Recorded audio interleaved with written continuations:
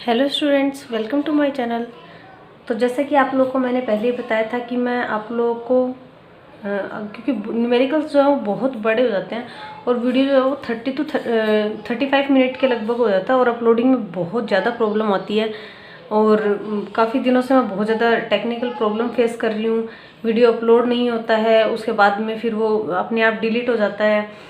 तो बहुत ज़्यादा प्रॉब्लम मुझे फेस करनी पड़ रही है। इसलिए मैंने ये सोचा है कि जब हम लोग न्यूमेरिकल्स लेंगे तो क्योंकि एक न्यूमेरिकल हमारा ऑलमोस्ट एक टॉपिक के इक्वल होता है, इसलिए हम लोग सेपरेट सेपरेट उनके वीडियो बनाएंगे, ठीक है, ताकि अपलोडिंग में आसानी हो।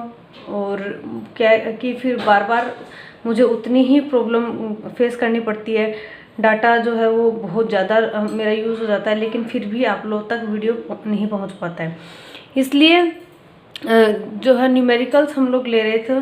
तो देखो सेकंड न्यूमेरिकल हम लोग लेते हैं, electric potential in electric field is given as. देखो पोटेंशियल की का फॉर्मूला हम लोग को दिया हुआ है कि पोटेंशियल जो है इलेक्ट्रिक फील्ड के अंदर, और पता है हम लोग को कि एक्स वाई जेड, क्योंकि तीनों डायरेक्शन में है तो एक्स वाई जेड पर डिपेंड करेगा।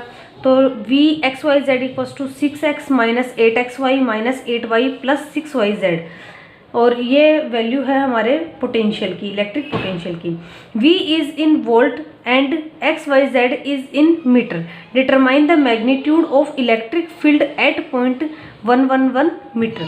ठीक है, यानी कि एक्स वाई जेड की वैल्यू जब 111 हो, वो उस पॉइंट पर हम लोग को इलेक्ट्रिक फील्ड का मैग्नीट्यूड बताना है। ठीक है, मैग्नीट्यूड कैलकुलेट करना है। तो रिलेशन हम लोग यहाँ पर नोट कर लेते हैं। E vector equals to minus del V. ठीक है, डेल जो है यहाँ पर डेल ऑपरेटर है, ठीक है, जो कि एक नए ऑपरेटर को हम लोगों ने वहाँ पर डिफाइन किया था। ये रिलेशन होता है हमारे पास में। अब देखिए v की वैल्यू हमें दी हुई है, तो v की हम लोग डेल ऑपरेटर की वैल्यू भी रख सकते हैं और उसके बाद v की वैल्यू भी पुट करके हम लोग सोल्व कर लेंगे। तो डेल ऑपरेटर की वैल्यू रख दी है, माइनस तो एज इट इज़ रहेगा। डेल की value I cap del upon del X plus J cap del upon del Y plus K cap del upon del Z.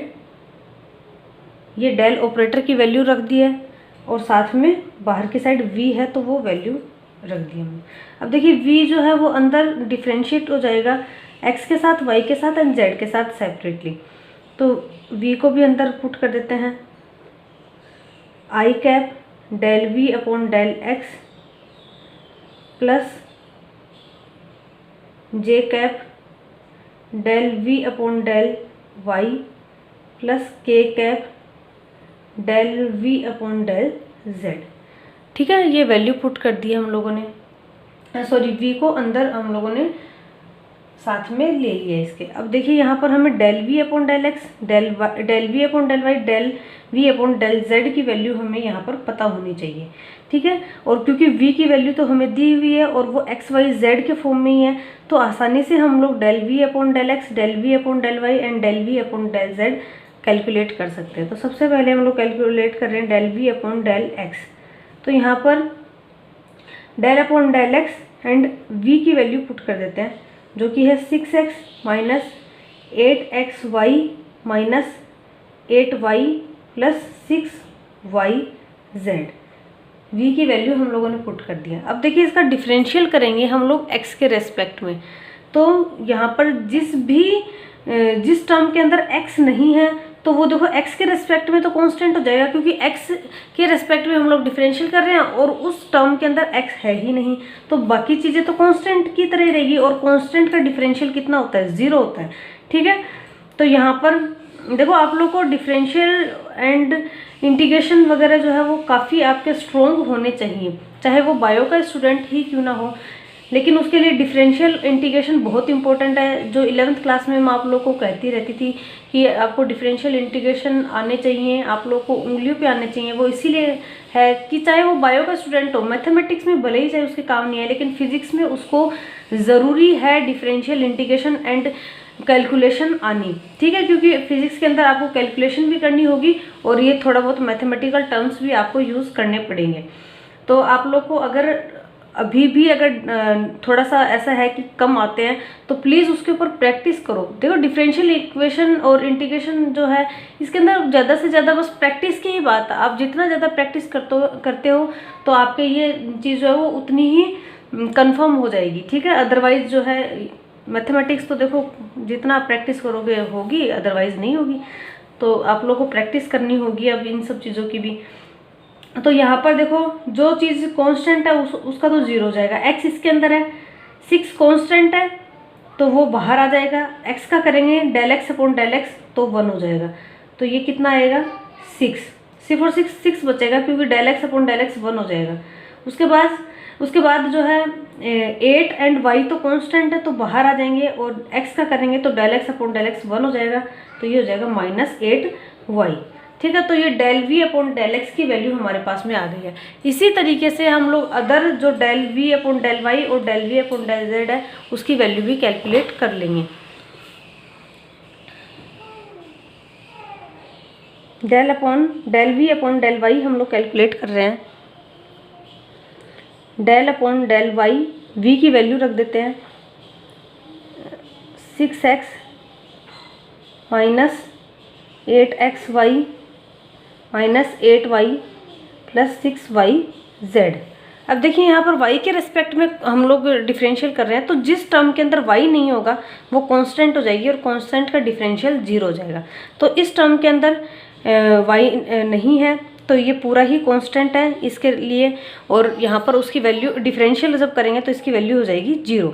इसके अंदर y है तो देखिए जब डिफरेंशियल करेंगे तो माइनस तो बाहर आ जाएगा। 8x जो है वो भी यहाँ पर कांस्टेंट है y के रिस्पेक्ट में तो बाहर आ जाएगा। y का जब करेंगे तो del y upon del y 1 आ जाएगा। तो यहाँ पर वैल्यू आ जाएगी -8x। फिर इसका करेंगे तो 8 कांस्टेंट है बाहर आ जाएगा। y का करेंगे तो del y upon del y 1 हो जाएगा। तो ये हो जाएगा -8। यहाँ पर 6z तो है कांस्टेंट तो बाहर आ जाएगा और y का जब करेंगे तो 1 हो जाएगा और ये हो जाएगा 6z बचेगा। तो ये हम लोगों ने del v upon del y की वैल्यू कैलकुलेट कर लिया है। अब हम लोग करेंगे del v upon del z की।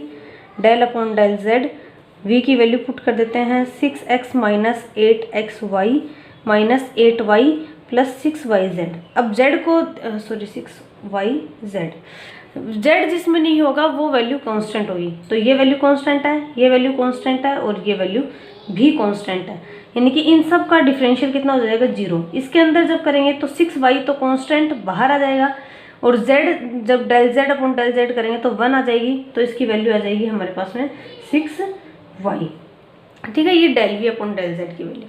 अब देखिए क्योंकि ये सारी वैल्यूज़ हमारे पास में आ गए तो हम लोग पुट कर सकते हैं इनको।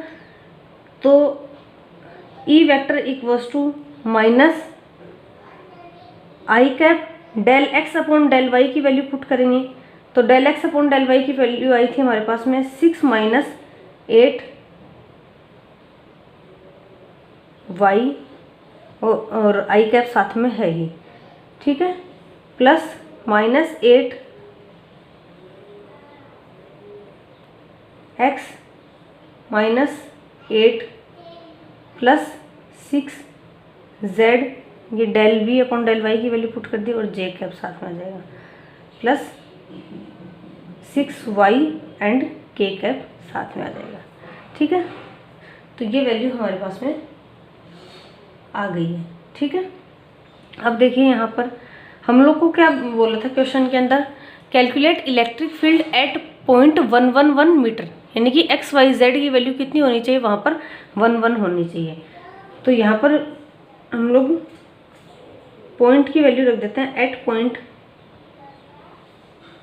0.111, ठीक है। इस पॉइंट पर हमें कैलकुलेट करनी है। तो ई वेक्टर इक्वल्स टू, अब देखिए जहाँ पर भी एक्स वाई जेड है ना उसकी जगह 1 हम लोग को रखना है।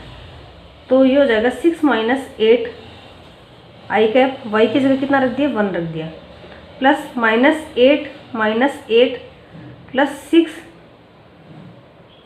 जे कैप प्लस 6 के कैप, ठीक है। ये वैल्यूज पुट कर दी हम लोगों ने।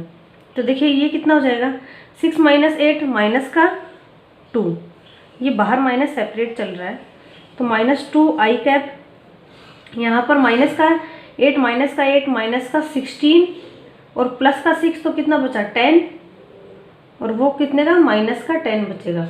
ठीक है, तो माइनस का 10 जे कैप और प्लस का 6 के कैप। ठीक है, ये यहाँ पर हमारे पास में वैल्यू आई है, और वोल्ट पर मीटर इलेक्ट्रिक फील्ड का यूनिट हम लोगों ने रख दिया। अब देखिए यहाँ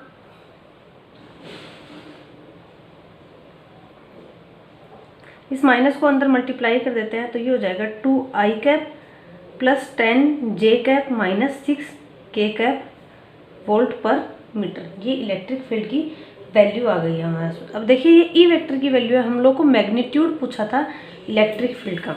ठीक है, क्वेश्चन आपको ध्यान रहना चाहिए कि क्या क्या हमें पूछा है। तो यहाँ ई मैग्नीट्यूड चाहिए हमें, तो ई वेक्टर का मोड हम लोग को कैलकुलेट करना है। तो कैलकुलेट करने का तरीका हमें पता है, ई एक्स का स्क्वायर प्लस ई वाई का स्क्वायर प्लस ई जेड का स्क्वायर। ठीक है, वैल्यू हम लोग पुट कर देते हैं। ई एक्स की वैल्यू है 2 का स्क्वायर प्लस 10 का स्क्वायर प्लस माइनस 6 का स्क्वायर। 2 का स्क्वायर 4 प्लस 10 का स्क्वायर कितना होगा 100 प्लस 6 का स्क्वायर हो जाएगा 36। ठीक है, तो ये वैल्यू आ गई हमारे पास में √140। ठीक है, वोल्ट पर मीटर। तो अब 140 का आप रूट भी कैलकुलेट कर सकते हो यहाँ पर, और वो आ जाएगा वोल्ट पर मीटर, इसकी वैल्यू आ जाएगी। ठीक है, तो ये इलेक्ट्रिक फील्ड का मैग्नीट्यूड हम लोगों ने कैलकुलेट कर लिया। तो इस तरीके से बहुत सारे न्यूमेरिकल, देखो टॉपिक जितना इम्पोर्टेंट है ना आपका, न्यूमेरिकल्स भी उतने ही इम्पोर्टेंट है। आगे अगर आप कोई कंपटीशन एग्ज़ाम फाइट करते हो उसके अकॉर्डिंग भी, और अगर आपका एग्ज़ाम के अकॉर्डिंग हम लोग देखें 12th क्लास के एग्ज़ाम के अकॉर्डिंग, तो भी न्यूमेरिकल्स बहुत इंपॉर्टेंट है। तो इसीलिए मैं जैसे जैसे हम लोग टॉपिक कर रहे हैं साथ साथ में न्यूमेरिकल भी आप लोग को करवा रही हूँ, इंपॉर्टेंट न्यूमेरिकल्स ले रही हूँ। तो ये भी आप लोग को साथ साथ में करने हैं। ऐसा नहीं है कि सिर्फ टॉपिक कर लिया और काम चल जाएगा। देखिए न्यूमेरिकल का एक अलग वेटेज होता है एग्ज़ाम के अंदर, और अगर आप कंपटीशन एग्ज़ाम की बात करते हो तो फिर तो न्यूमेरिकल्स ही न्यूमेरिकल्स हैं। तो आप लोग को अच्छे से आने चाहिए ये, आपका इनके ऊपर बिल्कुल जो है वो स्पीड होनी चाहिए सोल्व करने की। और वो स्पीड तो तभी बनेगी जब आप सोल्व करते रहेंगे उसको, जितने ज़्यादा सोल्व करेंगे उतनी अच्छी स्पीड आपकी बनेगी, और इसके ऊपर आपका माइंड जो है वो भी अच्छे से वर्क करने लग जाएगा। न्यूमेरिकल्स को आप देखते ही उसके अंदर आपको पता चल जाएगा कि क्या क्या वैल्यू हमें गिवन है, तो क्या क्या किस तरीके से हम लोग सोल्व कर सकते हैं। तो न्यूमेरिकल्स की भी प्रैक्टिस करते रहिए, और अगर आपको और इसी तरीके से न्यूमेरिकल्स के भी वीडियो अगर एक्स्ट्रा चाहिए हैं तो वो भी हम लोग लेंगे साथ साथ में। ऐसा नहीं है कि सिर्फ अपना टारगेट जो है यहाँ पर 12th क्लास का ही रहेगा। 12th क्लास का तो जैसे रहेगा ही, आप लोग किस तरीके से मैक्सिमम मार्क्स गेन कर सकते हो उसके अकॉर्डिंग ही मैं आप लोग को स्टडी करवा रही हूँ। और अगर जैसे थोड़ा सा एक्स्ट्रा 12th के साथ में कंपटीशन एग्ज़ाम के अकॉर्डिंग न्यूमेरिकल्स, तो वो भी हम लोग लेंगे थोड़े टाइम के बाद में।